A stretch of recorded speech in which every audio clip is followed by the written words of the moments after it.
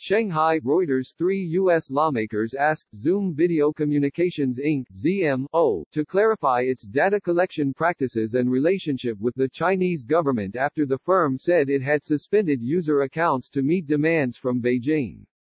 The California-based firm has come under heavy scrutiny after 3 U.S. and Hong Kong-based activists said their accounts had been suspended and meetings disrupted after they tried to hold events related to the anniversary of China's Tiananmen Square crackdown.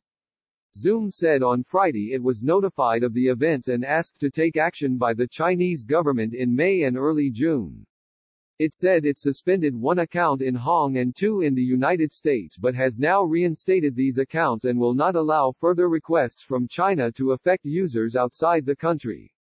We did not provide any user information or meeting content to the Chinese government, Zoom said in a statement. We do not have a backdoor that allows someone to enter a meeting without being visible. The online meeting platform, which has surged in popularity as the COVID-19 pandemic has forced millions around the world indoors, has seen its downloads soar in China. The service is not blocked in China, unlike many Western platforms such as Facebook and Twitter, which abandoned efforts to crack China's market years ago due to government demands to censor and monitor content. Twitter on Thursday said it had removed accounts tied to a Beijing-backed influence operation. Representatives Greg Walden, the top Republican on the House Energy and Commerce Committee, and Kathy McMorris Rogers, the ranking member of a consumer subcommittee, sent a letter to Zoom CEO Eric Yuan on Thursday asking him to clarify the company's data practices, whether any was shared with Beijing and whether it encrypted users' communications. Republican Senator Josh Hawley also wrote to Yuan asking him to pick a side between the United States and China. The 3 politicians have previously expressed concerns about TikTok's owner, Chinese firm ByteDance, which is being scrutinized by U.S. regulators over the personal data the short video app handles. We appreciate the outreach we have received from various elected officials and look forward to engaging with them, a Zoom spokesman said.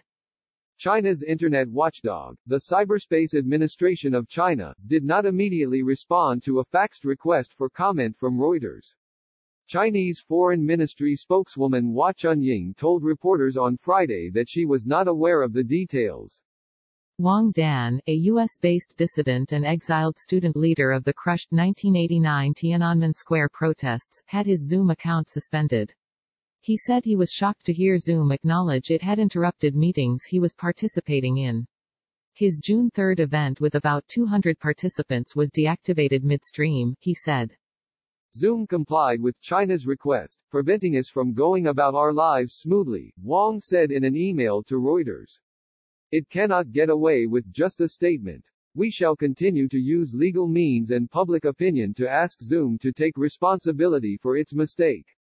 The company said it is now developing technology to enable it to remove or block participants based on geography, allowing it to comply with requests from local authorities. It said it would publish an updated global policy on June 30.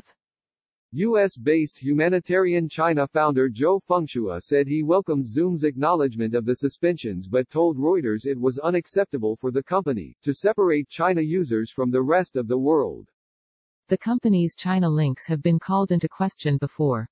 Toronto-based internet watchdog Citizen Lab said in April it had found evidence some calls made in North America, as well as the encryption keys used to secure those calls, were routed through China. Zoom said it had mistakenly allowed Chinese data centers to accept calls. Zoom says it has many research and development personnel in China. Its founder Yuan grew up and attended university in China before migrating to the United States in the mid-1990s. He is now an American citizen.